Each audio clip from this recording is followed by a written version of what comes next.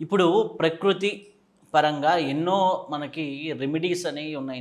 నిత్య జీవన విధానంలో ఎన్నో రెమెడీస్ ఉన్నాయి. ఆ రెమెడీస్ని పాటించడం వల్ల, కొన్ని దాన ధర్మాలు చేయడం వల్ల కానీ, కొన్ని మంత్ర జపాల వల్ల కానీ, కొన్ని ఆరాధన వల్ల కానీ మనకు వచ్చే భౌతికమైనటువంటి కొన్ని కష్టాలు తొలగటం కానీ, మానసికమైనటువంటి కష్టాలు తొలగటం కానీ జరుగుతూ ఉంటుంది. ఆ భౌతిక మానసిక కష్టాలు సామాన్య జీవన విధానంలో జీవించే ఒక సామాన్యుడు, ఆధ్యాత్మిక పరంగా కావచ్చు, భౌతిక పరంగా కావచ్చు, ఒక సామాన్యుడు కష్టాలు తొలగించేటటువంటి ఉపాయాలు కొన్ని ఏమైనా చెప్పగలుగుతారా? శ్రీ గురుభ్యో నమః. నా గురుదేవులు సదానందగిరి బాబా వారి పాదపద్మాలకు, పూజ్య గురుదేవులు శ్రీ శ్రీ శ్రీ సహస్రాధిక మహామండలాధీశులు శ్రీ రాజేంద్రగిరి మహారాజ్ గారి పాదపద్మాలకు నమస్కరిస్తూ ఉన్నాను. ఇప్పుడు మీరు కానీ గమనిస్తే ఇద్దరు గురువులయ్యారు. బాబా గారు మీ అందరికీ బాగా పరిచయస్తులు. వారు నాకు సన్యాస దీక్ష ఇవ్వడం జరిగింది. కానీ మా అఖాడాల ద్వారా సన్యాసాలు తీసుకుంటే ఒక అద్భుతం ఉంటుంది. అఖాడాల నుంచి గురువులు మమ్మల్ని అందరినీ వాళ్ళ దృష్టిలో పెట్టుకుంటారు. ఇవన్నీ కూడా నాకు ఇప్పుడే అర్థమవుతూ ఉన్నాయి అన్నమాట. ఓకే, ఏంటంటే ఈ మహాషోడశి పూర్ణోపాసన చేసి ఉన్న ఒక తల్లి మన అఖాడాల ద్వారా సన్యాసం తీసుకుంది అన్న విషయం గురువుగారు ఎవరి ద్వారానో తెలుసుకోవడం, వారి నుంచి భాగవత సప్తాహం జరుగుతుంది రండి తల్లి అని ఆహ్వానించడం. 2 ఆశ్రమాలు ఉన్నాయి. మెయిన్ ఆఫీస్ వచ్చేసి హరిద్వార్ మాయాపూర్, కానీ ఇంకొక ఆశ్రమం వచ్చేసి మన అక్కడ ఉంటుంది, అహ్మదాబాద్లో ఉంటుంది. ఇంకొక ఆశ్రమం వచ్చి మధుర దగ్గర గోవర్ధనగిరి ఎదురుగ్గా ఉంటుందన్నమాట. ఇప్పుడు గోవర్ధనగిరికి పిలిచారు, అక్కడ వెళ్ళాం. భాగవత సప్తాహం అద్భుతంగా జరిగింది 7 రోజులు. అక్కడ ఉన్నప్పుడు వారు మహంతుగా నన్ను దీక్ష ఇస్తూ, ఇప్పటి నుంచి దేశ విదేశాలలో ఎవ్వరికైనా సరే మీరు సన్యాస దీక్ష ఇచ్చే అర్హత కలిగి ఉన్నారు. ఇంకా ఎవరికైనా మీరు సన్యాస దీక్షలు ఇస్తూ ఆశ్రమంలో నిత్యం లోక కళ్యాణార్థమై యజ్ఞయాగాది క్రతువులు, పూజలు, పారాయణలు, సప్తాహాలు ఇలాంటివన్నీ జరిపిస్తూ ఉండడం మీ కర్తవ్యం అని చెప్పి వారు అనుమతించి శ్రీ మహంత్ విద్యానందగిరి మాతగా ఆయన మాకు ఆశీస్సులు అందించడం జరిగింది. కానీ మీరు మహా అద్భుతమైన ప్రశ్న అడిగారు, ప్రకృతిలో అని అడిగారు. ఉన్నదంతా ప్రకృతిలోనే ఉంది, మనం అర్థం చేసుకోలేకపోతున్నాం. మన వాళ్ళు ఎన్ని వృక్షాలను పూజించి సంతానం లేని వాళ్ళు సంతానం పొందినట్టు, ఐశ్వర్యం పొందినట్టు, ఇంకా అన్ని కోరికలు నెరవేర్చుకున్నట్టు, గ్రహదోషాలు తొలగించుకున్నట్టు కూడా మన పెద్దలు మనకి ఎన్నో విషయాలలో తెలియచేసి ఉన్నారు. గురుచరిత్రలోకి వెళ్ళామనుకోండి, విశిష్టంగా రావి చెట్టు గురించి, మేడి చెట్టు గురించి ఉంటుంది. ఇట్లా గణపతి గురించి, సూర్యుడి గురించి మాట్లాడాలంటే అక్కం అంటే జిల్లేడు చెట్టు వస్తుంది. అలాగే మహాలక్ష్మి ఉపాసన చేయాలంటే మారేడు చెట్టు వస్తుంది. ఇలా ఎన్నో వృక్షాలతో మన జీవనం ముడిపడి ఉంది. ఇందుకే వీటిని దేవతా వృక్షాలు అని పిలుస్తారు. ఈ దేవతా వృక్షాలను ఒక్కొక్క కోరికకి లేదా ఒక్కొక్క దోష పరిహారానికి వాళ్ళు అది కూడా విశిష్టంగా వారాలు కూడా కలుపుకుంటే, ఆదివారం అయితే ఒక వృక్షాన్ని, సోమవారం అయితే ఇంకో వృక్షాన్ని, మంగళవారం అయితే ఇంకో వృక్షాన్ని అంటూ 7 రోజులకి 7 వృక్షాల దగ్గర వాళ్ళు ఆ రోజు వాళ్ళకి ఏ విపత్తు, ఏ కష్టం తొలగాలనుకుంటున్నారో, లేకపోతే వాళ్ళకి ఏ మనోవాంఛ నెరవేరాలి అనుకుంటున్నారో దానికి కావలసిన సాధనలు ఆయా వృక్షాల కింద చేయడం మూలాన సత్వరమే ఫలితాలు వస్తాయి. ఇప్పుడు మన గురువులు మనకు దీక్షలు ఇచ్చేటప్పుడు మీకు నేను చెప్పవలసిన అవసరం కూడా లేదు, కానీ ప్రేక్షకులు బిడ్డలకి తెలిస్తే వాళ్ళు ఇంకా ఆచరించి ఆనందంగా సుఖంగా ఉంటారు. కాబట్టి నేను క్లియర్గా చెప్తున్నాను. ఇప్పుడు మనం మాట్లాడుకున్నాం అనుకోండి, మహాలక్ష్మి సాధన ఎక్కడ చేయమంటారు మనల్ని? బిల్వ వృక్షం కిందకి వెళ్ళి చేయమంటారు. అది ఇంట్లో కూర్చొని చేస్తే ఒక ఫలితం వస్తే, అదే బిల్వ వృక్షం కింద కూర్చొని చేస్తే 1000 రెట్లు ఫలితం వస్తుంది అంటారు. అలాగే ఏ మంత్రమైన రావి చెట్టు కింద కూర్చొని చేసినా, బిల్వ వృక్షం కింద చేసిన, జమ్మి చెట్టు కింద చేసిన, ఇలా విశిష్టమైన ఎన్నో దేవతా వృక్షాల కింద కూర్చొని మనం మంత్ర జపం చేస్తే ఒక్క నామం 1000 నామాలుగా మారుతుంది. అది వృక్షాలలో ఉన్న అనంతమైన ప్రాణ చైతన్య శక్తి మూలాన వచ్చే ప్రతిఫలం. ఇప్పుడు కోరికలు నెరవేరాలి అంటే అసలు కోరిక ఏ విధంగా నెరవేరుతుంది? కోరిక నెరవేరడానికి మూలమైనది ఏంటి అంటే అనంతమైన చైతన్య ప్రాణశక్తి. అందుకే మీరు విశేషంగా శ్వాసలో ప్రాణాన్ని గురించి వర్ణించారు. ప్రాణం ద్వారా ఎవరు ఏమేమి పొందాలనుకుంటే అవన్నీ పొందుతారు అనేది మీరు చాలా అద్భుతంగా శ్వాస పుస్తకంలో రాయడం జరిగింది. ప్రాణశక్తికి ఉన్న గొప్పదనం ఏంటంటే మన మనస్సు ప్రాణంతో ఏకమైన వేళ మన మనస్సంకల్పించిన సంకల్పాలు, మనం అనుకున్న కార్యాలు, మన కోరికలు నెరవేరుతాయి. ఇది మనకు దివ్య ప్రాణశక్తితో ఉన్న ఉపయోగం. అయితే ఏ రోజు ఏ చెట్టు కింద కూర్చొని ఏ కార్యాలు చేస్తే, ఏ పరిహారాలు చేసుకుంటే ఏం ఫలితాలు వస్తాయో అనేదాన్ని మనం విపులంగా మాట్లాడుకుందాం. ఇప్పుడు వారాలు మనం ఆదివారం అంటూ ప్రారంభిస్తాం. ఆది అంటే ప్రారంభం, మొదలు. మహానుభావుడు మహానుభావుడికి సంబంధించింది అని చెప్పి ఆయన్ని అర్కాయ నమః అని కూడా కొలుస్తాం. ఆయనకు అర్కం అంటే ఇక్కడ మనకు అర్కం అంటే జిల్లేడు చెట్టుగా చెప్పుకుంటాం.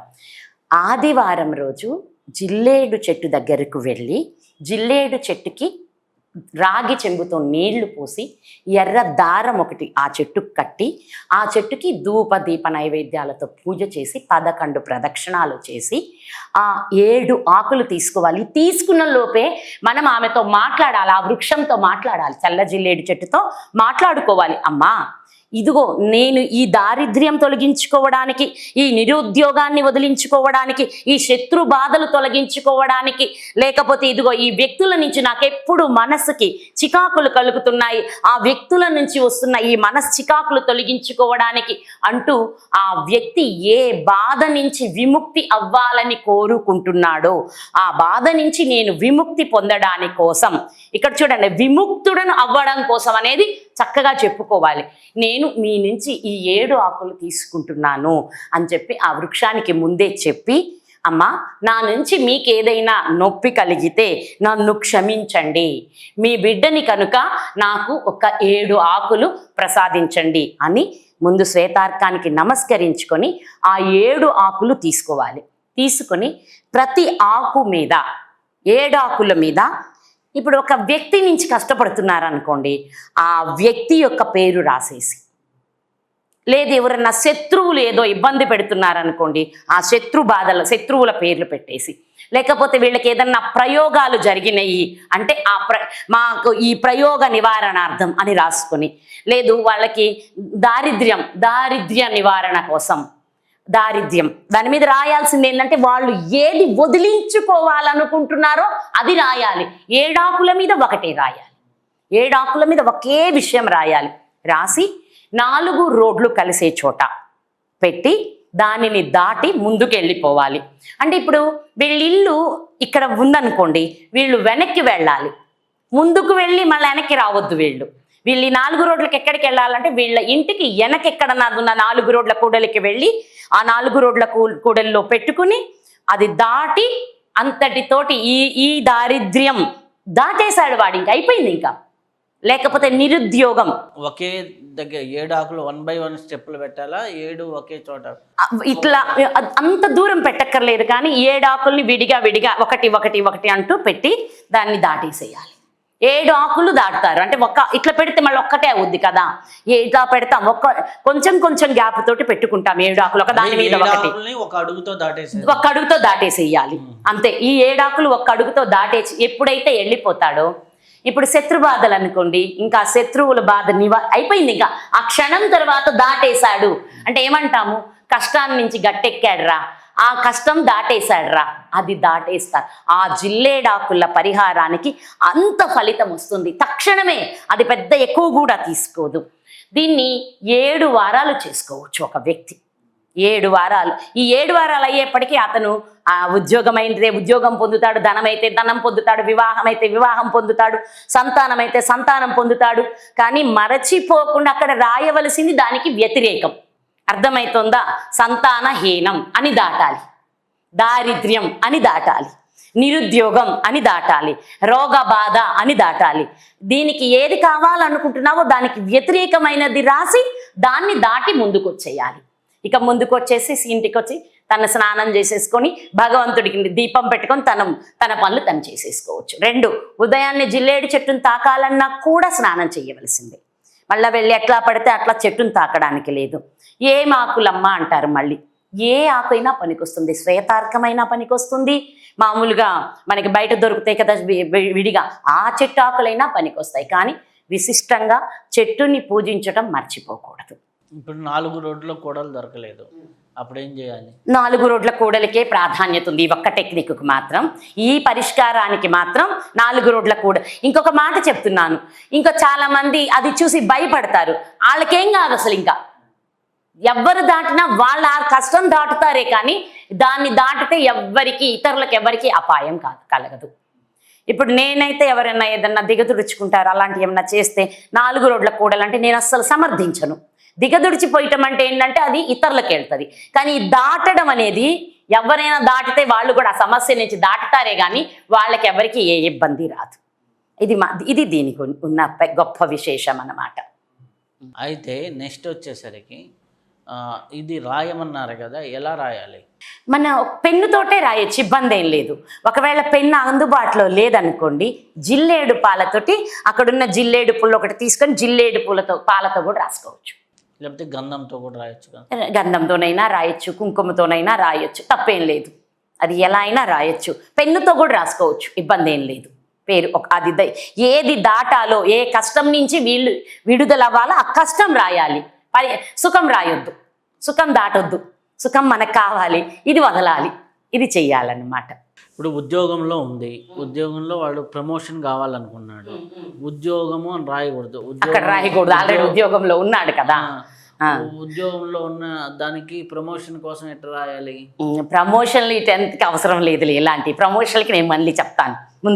ముందుకెళ్ళిపోదాం. కష్టాలు వదిలించుకోవడానికే ఇది, అందుకని చెప్పి ఇది అయిపోతుంది. అదే ఆదివారం ఎవరైతే ఎందుకంటే ఏదో చెప్పినట్టు రవిశాస్త్రి గారి ముందర కూర్చొని ఏం మాట్లాడతాం మేము, ఆంజనేయుల స్వామి ముందర కుప్పి గంతులు వేసినట్టు. మీకేమో జ్యోతిష్యం అంతా తెలుసు కదా. ఆదివారం సూర్యుడిని ఆరాధిస్తే ఏమేమి లభిస్తాయి చెప్పండి?